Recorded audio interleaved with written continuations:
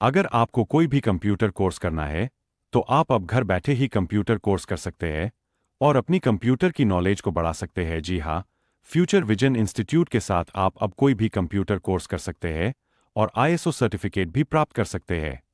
इस सेशन में हम जानकारी लेंगे जीएसटी के बारे में, अर्थात गुड्स एंड सर्विसेज टैक्स के बारे में। यदि आप अपना व्यवसाय करते हैं या बिजनेस करते हैं, या यदि आप अकाउंट सेक्शन में जॉब करते हैं, प्रोफेशनल अकाउंटेंट हैं, भारत में क्वेश्चंस की जानकारी लेंगे जिनके आंसर आपको जानने ज़रूरी हैं। आइए सबसे पहले जानकारी ये प्राप्त करें कि हम इस सेशन में क्या क्या सीखने वाले हैं। जैसा कि मैंने आपको बताया, हमारा ये पूरा का पूरा सेशन जीएसटी अर्थात गुड्स एंड सर्विसेज टैक्स के ऊपर उपलब्ध है। तो हम इसमें काफ़ी सारे क्वेश्चंस को कवर करने वाले हैं। सबसे पहला क्वेश्चन इसमें है, इंडियन बिजनेस सिनेरियो में जीएसटी किस तरह से आने वाला है। दूसरा क्वेश्चन हमारे पास है, टैक्सेशन सिस्टम इंडिया में किस प्रकार का है और जीएसटी से आने से वो किस प्रकार से चेंज होने वाला है। तीसरा क्वेश्चन हमारे पास, कौन कौन से टैक्सेस इंडिया में इस वक्त उपलब्ध हैं। चौथा, जो सबसे important part, what is GST, GST आखिर है क्या। पांचवा पार्ट हमारे पास है, GST implementation in India, Bharat में जीएसटी को इम्प्लीमेंट किस प्रकार से किया जाएगा, इसको हम देखेंगे। छठा question, dual taxation system in India, अर्थात जीएसटी का जो प्रारूप भारत के लिए तैयार किया गया है वो किस प्रकार से कार्य करेगा। मैं आपको पहले से बता दूं कि भारत में जो जीएसटी लागू होने वाला है वो ड्यूल टैक्सेशन सिस्टम के साथ उपलब्ध होगा।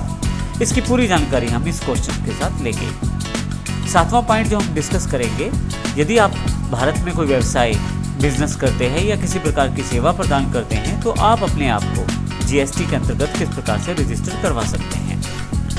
आठवां क्वेश्चन हमारे पास रहेगा, जीएसटी इनपुट टैक्स क्रेडिट किस प्रकार प्राप्त किया जाए।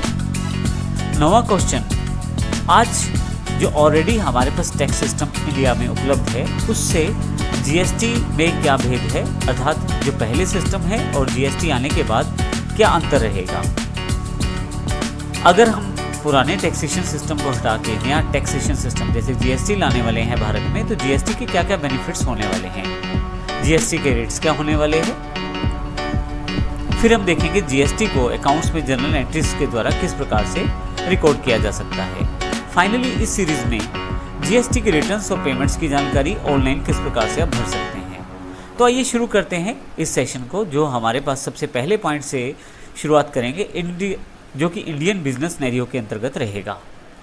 इससे पहले कि मैं जीएसटी सेशन को शुरू करूं, आपको पहले से बता दूं कि हम समय समय पर जीएसटी जिस प्रकार से लागू होगा भारत में, उसके अंतर्गत काफ़ी सारे एग्जाम्पल्स और काफ़ी सारे क्वेश्चंस के आंसर आपको इसी चैनल पर देने वाले हैं। तो यदि आपने इस चैनल को सब्सक्राइब नहीं किया है तो अवश्य सब्सक्राइब कर लें, ताकि जीएसटी के जितने भी एग्जाम्पल्स हम लाने वाले हैं वो सभी आपको जानकारी के साथ उपलब्ध होते रहें। तो आइए शुरू करते हैं। तो आइए जीएसटी को सबसे पहले अच्छी तरह से समझने के लिए हम ये जानकारी ले लेते हैं कि इंडियन बिजनेस सिनेरियो है क्या, अर्थात भारत में बिजनेस किस प्रकार से किया जाता है या कौन कौन से प्रारूप उपलब्ध हैं यदि भारत में कोई काम आप करते हैं प्रोफेशनल या बिजनेस के रूप में। सबसे पहले बात करते हैं मैन्युफैक्चरर्स। मैन्युफैक्चरर्स वे लोग हैं जो कुछ बनाते हैं, अर्थात प्रोडक्शन करते हैं किसी चीज़ की। यदि आप मैन्युफैक्चरिंग लाइन से हैं तो आप इस कैटेगरी के अंतर्गत आते हैं। दूसरे हमारे पास बिजनेस सिनेरियो में ट्रेडर्स हैं। वे व्यक्ति या संस्थाएं जो ट्रेडिंग करती हैं गुड्स की, अर्थात एक जगह से खरीद कर दूसरी जगह बेच देती हैं, उन्हें ट्रेडर्स कहा जाता है। इसी तरह से यदि आप सर्विस प्रोवाइडर हैं, अर्थात यदि डॉक्टर, लॉयर, टीचर्स या इत्यादि किसी प्रकार की वस्तु को बेचते या खरीदते नहीं, वो सर्विस प्रोवाइडर्स कहलाते हैं। जैसे डॉक्टर्स अपनी सेवाएं प्रदान करते हैं, वकील और टीचर्स अपनी सेवाएं प्रदान करते हैं। तो तीन मुख्य प्रारूप हैं बिजनेस के भारत में, मैन्युफैक्चरर्स, ट्रेडर्स और सर्विस प्रोवाइडर्स। अब भारत में यदि आप किसी भी बिजनेस सिनेरियो से जुड़े हैं, चाहे आप मैन्युफैक्चरर हैं, चाहे आप ट्रेडर्स हैं या आप सर्विस प्रोवाइडर हैं, आप किसी भी सेगमेंट से हों, आपको टैक्स देना पड़ता है। भारत में टैक्स सेंट्रल गवर्नमेंट और स्टेट गवर्नमेंट दोनों के द्वारा प्राप्त किया जाता है।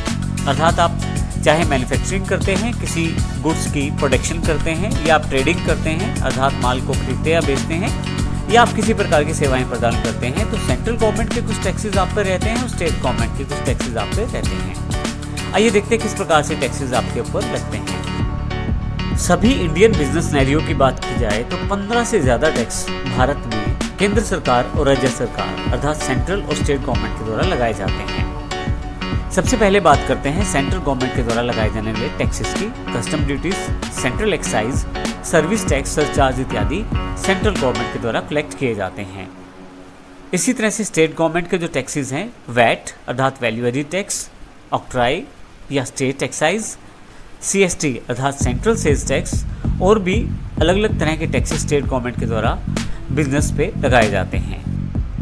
जैसा मैंने पहले बताया कि भारत में 15 से ज़्यादा टैक्सेस सेंट्रल या स्टेट गवर्नमेंट के द्वारा लगाए जाते हैं। तो यहाँ हम पूरी तरह से समझेंगे कि टैक्सेस किस प्रकार से लगाए जाते हैं। भारत में टैक्सेस जो हैं वो आपके अपने राज्य और दूसरे राज्य के व्यापार पे भी निर्भर करते हैं। जैसे हम इसको इस उदाहरण से समझेंगे, यदि आप मैन्युफैक्चरर हैं, ट्रेडर हैं या सर्विस प्रोवाइडर हैं, और यदि आप अपनी सेवाएं, अपनी मैन्युफैक्चरिंग या अपनी जो ट्रेडिंग रखते हैं वो अपनी ही स्टेट के अंदर रखते हैं। हम उदाहरण हरियाणा और पंजाब का लेते हैं। मान लीजिए मैं मैन्युफैक्चरर हूँ या ट्रेडर हूँ या सर्विस प्रोवाइडर हूँ और हरियाणा से ही संबंधित हूँ, तो कुछ भी मैं हरियाणा में ही डीलिंग करता हूँ तो इंट्रा स्टेट डीलिंग कहलाती है। उस पर जो टैक्सेस रहते हैं वो मुख्यतः स्टेट गवर्नमेंट के द्वारा प्राप्त किए जाते हैं।